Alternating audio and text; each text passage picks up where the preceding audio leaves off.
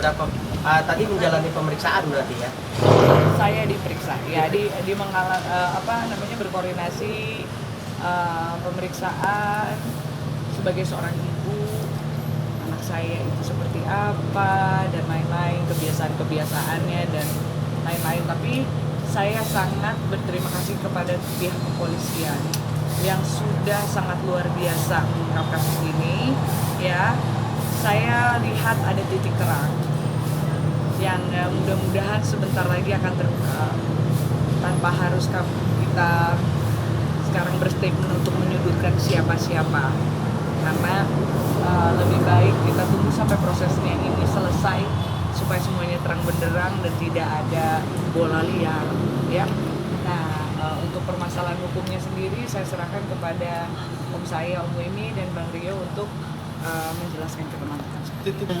Pertanyaannya gimana? Titik terang yang dimaksud itu apa? Peristiwa kematian putrinya Mbak Karen. Titik terang, semoga dengan pemeriksaan hari ini, sore ini, ada titik terang peristiwa kematiannya Mbak Karen. Ungkap pelaku dan motif. Gini. Pengertian titik terang di sini yang dikatakan oleh klien saya adalah kita serahkan semuanya kepada pihak kepolisian. Sambil berjalan, kan polisi akan melakukan penyelidikan, saksi-saksi, olah TKP dan sebagainya. Jadi jangan disalahartikan bahwa titik terang sudah pasti si A, si B, tidak. Tapi mulai dengan pemeriksaan saksi-saksi, olah TKP dan sebagainya, termasuk nanti di autopsi, itu paling tidak bisa terungkap apa motif dibalik kematian anaknya Mbak Karen. 40 ya? 40 pertanyaan. Salah satunya otopsi. Gini ya, saya kan minta pada saat itu anak saya tidak diotopsi pada saat mau penguburan, karena saya ingin semua orang mengenang anak saya seperti putri tidur yang cantik ya, tidak ada bekas belekan sayatan atau apapun. Tapi ya kami kan boleh, saya kan punya hak sebagai seorang ibu untuk tahu apa yang sebenar-benarnya terjadi terhadap anak saya ya, karena secara fakta yang kami lihat di tubuh anak saya, kalau jatuh dari lantai 6 kira-kira analisanya pasti hancur, ada kepala bocor, retak apa segala macam ya. Mungkin kita lihat nanti pemeriksaan polisi seperti apa. Saya sangat percaya bahwa kepolisian ini bekerja sangat luar biasa. Saya percayakan sepenuhnya kepada kepolisian. Saya di sini hanya berkoordinasi terus supaya saya tahu update selanjutnya, supaya saya juga benar-benar bisa merelakan kepergian anak saya dengan kebenaran yang terang benderang yang saya tahu dia perginya, kenapa, bagaimana. Munculnya ketika pada saat sudah penguburan anak saya, besoknya sudah mulai cooling down, kami keluarga besar ya, termasuk Bang Rio dan keluarga besar saya yang lain, kami berdiskusi, akhirnya ditanyakan bahwa Karen siap, saya berdoa dulu, saya selalu minta petunjuk Tuhan saya bilang ya, saya siap untuk anak saya dilakukan otopsi, supaya saya juga tidak hidup seumur hidup dengan tanda tanya.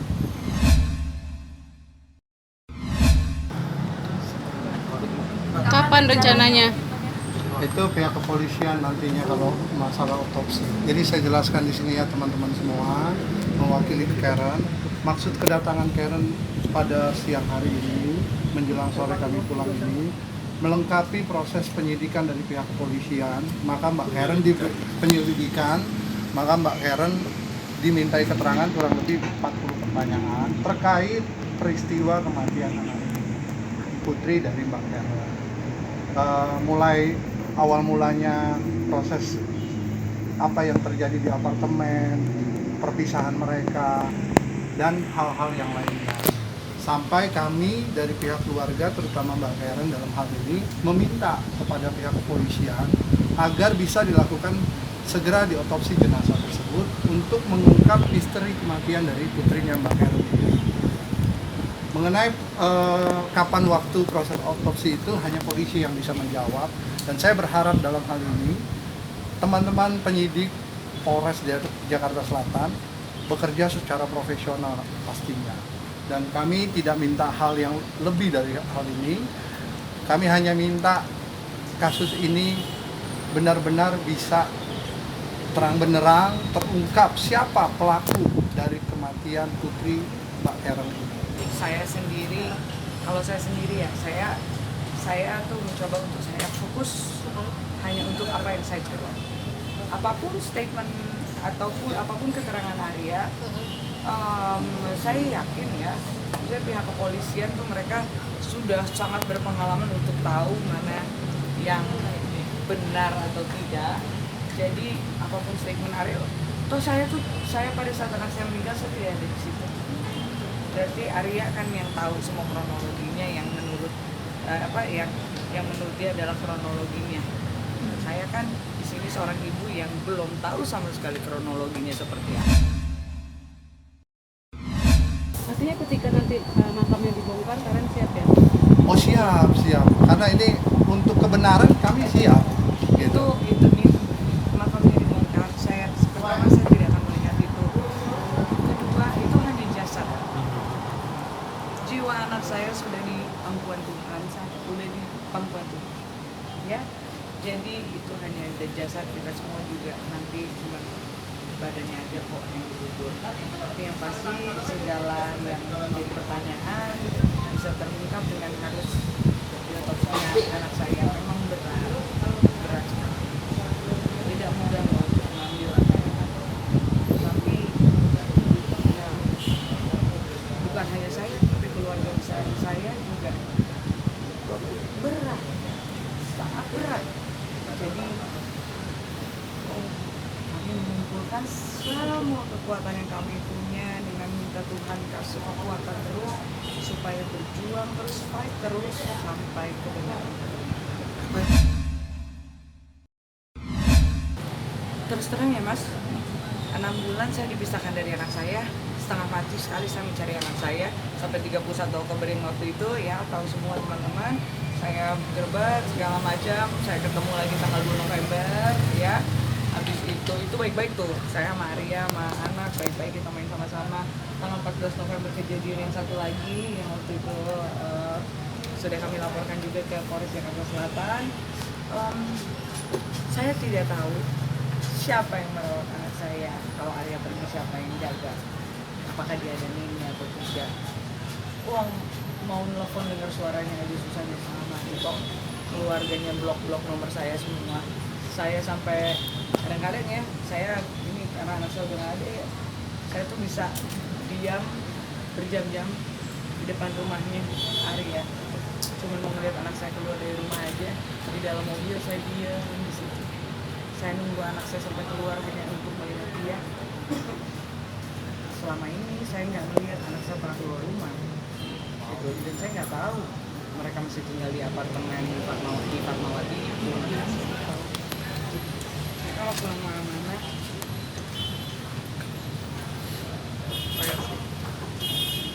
selalu ada di tas saya. Apa itu? Kalau Coklat kesukaannya dia. oh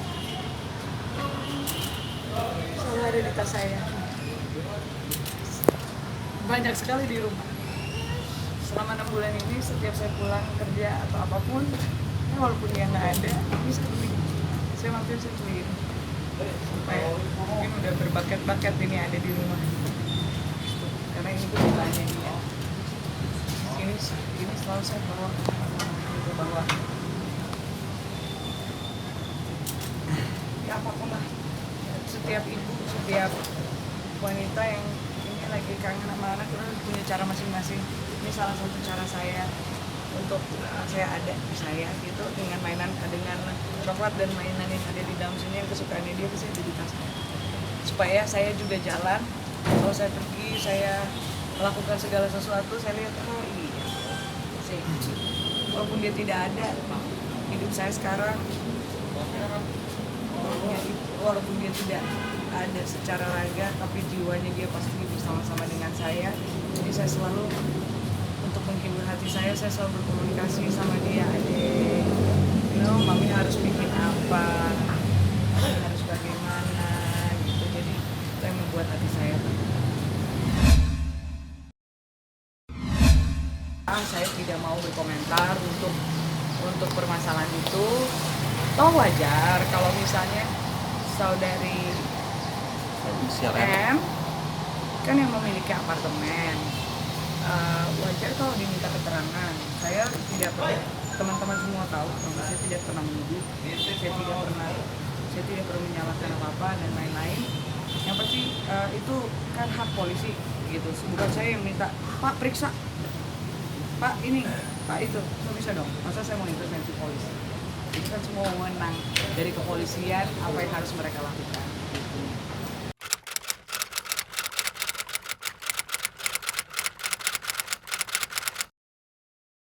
Jadi jangan lupa untuk subscribe Cumi Cumi. Ditekan ya tombol lonceng merahnya.